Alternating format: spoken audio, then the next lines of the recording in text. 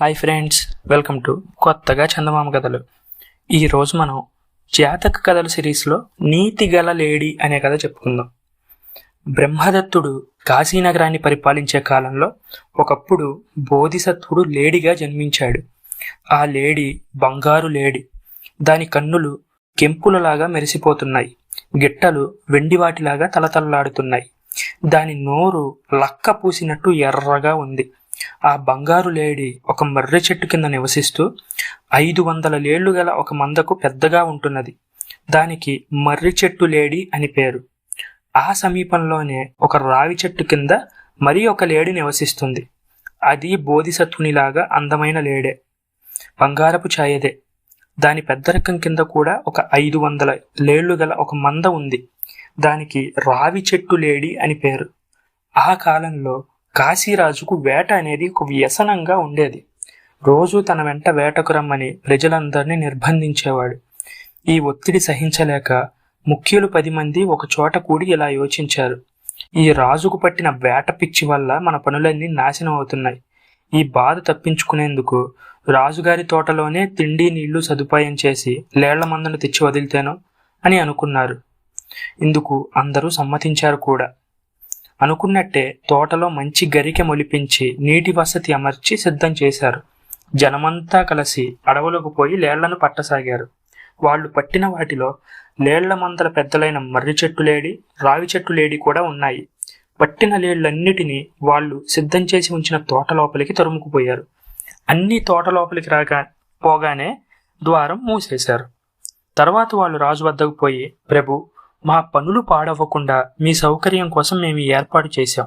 దయ ఉంచి ఇకపైన ఆ తోటలో లేళ్లను మీ ఇష్టారాజ్యంగా వేటాడి ఆరగించవచ్చు అని విన్నవించారు. వాళ్ల కోరిక ప్రకారం రాజు వెళ్లి తోటలో చూసేసరికి బంగారు ఛాయగల లేళ్లు 2 కనిపించాయి.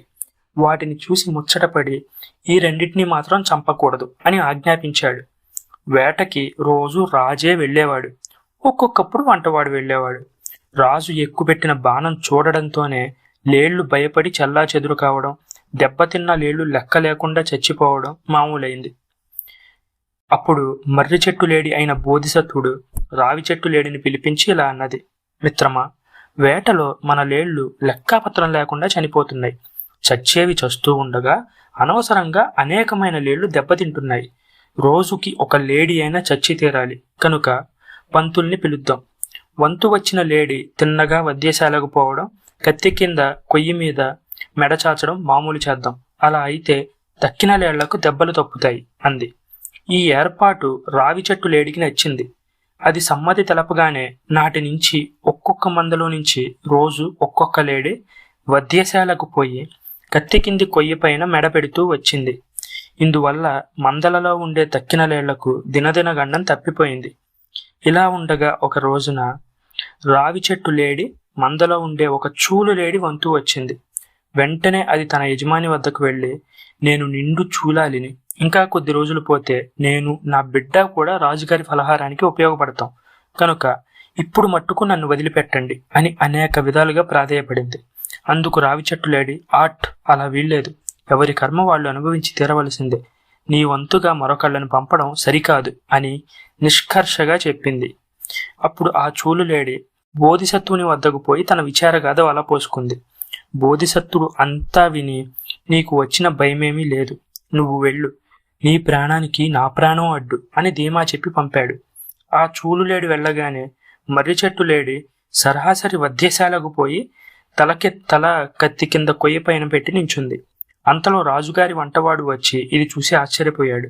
ఏంటి, ప్రభువు వారు క్షమించి వదిలిన ఈ బంగారు లేడి వచ్చి నించుందేమిటి అంటూ పోయి ఈ వార్త రాజుకు చెప్పాడు. ఈ వార్త వినగానే రాజు రథం ఎక్కి పరివారంతో సహా అక్కడికి వచ్చేశాడు. వచ్చి బోధిసత్వుడితో, ఓ లేళ్లరాజా, నిన్ను స్వేచ్ఛగా ఉండమని వదిలిపెట్టాం కదా, నీవు వచ్చి ఇలా మామూలు లేడిలాగా కత్తి కింద మెడపెట్టడం ఏమిటి అని అడిగాడు. ప్రభు, ఇందులో మరేమీ విపరీతం లేదు అంటూ ఆ రోజు వంతు వచ్చిన చూలు లేడి కథ అంతా చెప్పింది. మర్రి చెట్టు లేడి మాటలు విని మెచ్చుకున్నాడు రాజు. ఓ లేళ్లరాజా, నీ వంటి ఉదారుణ్ణి, కరుణాళువుని, ప్రేమమూర్తిని మానవ జాతిలో ఎక్కడా నేను చూడలేదు. నిన్ను చూస్తే నాకు చాలా సంతోషం అవుతుంది. లే, నిన్ను ఆ చూలు లేడిని కూడా వదిలేస్తున్నాం అన్నాడు. దేవరా, మా 2 ప్రాణాలు మట్టుకు మీరు రక్షించినంత మాత్రాన ప్రయోజనం ఏముంది? మీ ఆజ్ఞ వల్ల తోటలో ఉండే ఒక లేడి ప్రాణం కాపాడినట్టు అవుతుంది. మరి తక్కిన వాటి మాట ఏంటి ప్రభు అని అడిగింది మర్రి చెట్టు లేడి. వాటిని వదిలేస్తున్నాం అన్నాడు రాజు ఎంతో ఉదారంగా. లేళ్లను మాత్రం ప్రభువులు వదిలేస్తే ఏమైనట్టు? అడవిలో మిగతా జంతువులు కూడా చాలా ఉన్నాయి కదా, అవి కూడా లేళ్ల వంటి ప్రాణులే కదా, అవి మాత్రం రక్షింపబడవద్దా అని మళ్ళీ అడిగింది మర్రి చెట్టు లేడి. సరే, జంతువులన్నిటినీ వదిలేస్తా అని అభయం ఇచ్చాడు రాజు. అంతటితో ఊరుకోలేదు మర్రి చెట్టు లేడి. ఏలిక, చెట్ల మీద పక్షులు, నీటిలోని చేపలు కూడా మన వంటి ప్రాణులే కదా, జంతువులను పక్షులను మట్టుకు ప్రభువులు రక్షిస్తే ఏమైనట్టు అని మళ్ళీ ప్రశ్నించింది. అవును, నువ్వు చెప్పిన మాట చాలా సబబుగా ఉంది, ప్రాణులన్నిటినీ తాకకుండా వదిలేస్తున్నాం అని వాగ్దానం చేశాడు రాజు. ఇలా ప్రాణికోటి అంతటి పక్షాన రక్షణ పొందడానికి వాగ్దానం తీసుకున్న బోధిసత్వుడు, రాజా, ధర్మాన్ని నిలబెట్టు, న్యాయంగా పాలించు, ఈ ప్రపంచంలో గల ప్రాణికోటి అంతటిని దయతో చూడు, తరించు అంటూ ఎన్నో నీతులు బోధించాడు. తర్వాత మళ్ళీ అడవిలోని తన స్థానానికి తను వెళ్ళిపోయి నిశ్చింతగా ఉంటుంది మర్రి చెట్టు లేడి. ఈ కథ మీకు నచ్చినట్లయితే దీన్ని లైక్ చేయండి, మీ ఫ్రెండ్స్ అందరికీ షేర్ చేయండి. అలాగే మన ఛానల్ని సబ్స్క్రైబ్ చేసుకోవడం మాత్రం అస్సలు మర్చిపోకండి. Thank you friends.